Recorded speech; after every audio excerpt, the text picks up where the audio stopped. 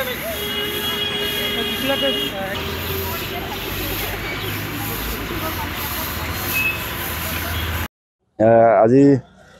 আমি অহাকাইলৈ 26 জানুৱাৰী আছে। গতিকে 26 জানুৱাৰী উপলক্ষে আজি আমি 25 জানুৱাৰী তাৰিখে মৰাণ ৰাজহ চক্ৰ বিষয়া মহোদয়ৰ অনুৰোধ মৰ্মে আমি মৰাণ আঞ্চলিক ব্যৱসায় সন্থা তথা মৰাণৰ ৰাইজে মিলি আজি মৰাণ টাউনখন চাফ চিকুণৰ ব্যৱস্থা গ্ৰহণ কৰিছোঁ।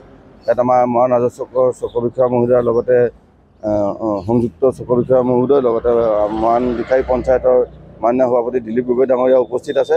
আৰু আমি সমূহ মৰাণবাসী ৰাইজক অনুৰোধ জনাওঁ যাতে মৰাণখন চাফ চিকুণকৈ ৰাখক।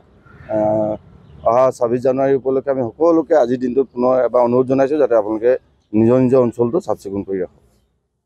আজি আমি ৭৫তম গণৰাজ্য দিৱস উপলক্ষে মৰাণ নগৰৰ চাফাই অভিযানত আমি যোগ দিছোঁ। ইয়াত আমাক মৰাণৰ বিশিষ্ট ৰাইজ লগতে আমাৰ ব্যৱসায়ী সন্থা দৈনিক বজাৰ কমিটিৰ সদস্যসকলে ইয়াত অংশগ্ৰহণ কৰিছে আৰু নথৈ আনন্দিত হৈছোঁ। আমাৰ সকলো ভাৰতীয়ৰ কাৰণে অহাকালিৰ দিনটো এটা গৌৰৱৰ দিন।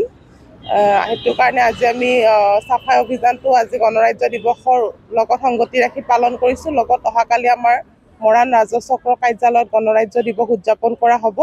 সকলো ৰাইজকে সহযোগ কৰিবলৈ মই অনুৰোধ জনাইছোঁ।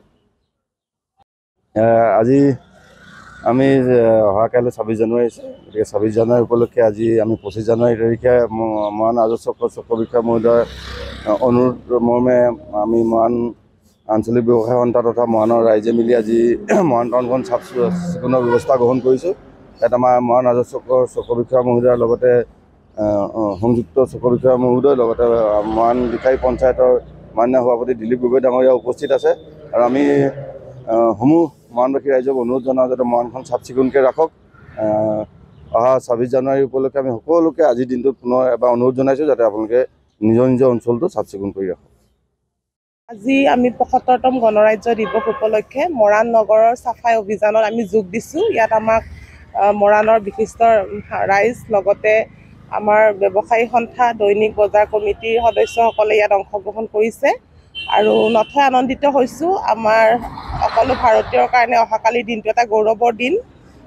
সেইটো কাৰণে আজি আমি চাফাই অভিযানটো আজি গণৰাজ্য দিৱসৰ লগত সংগতি ৰাখি পালন কৰিছোঁ। লগত অহাকালি আমাৰ মৰাণ ৰাজহ চক্ৰ কাৰ্যালয়ত গণৰাজ্য দিৱস উদযাপন কৰা হ'ব।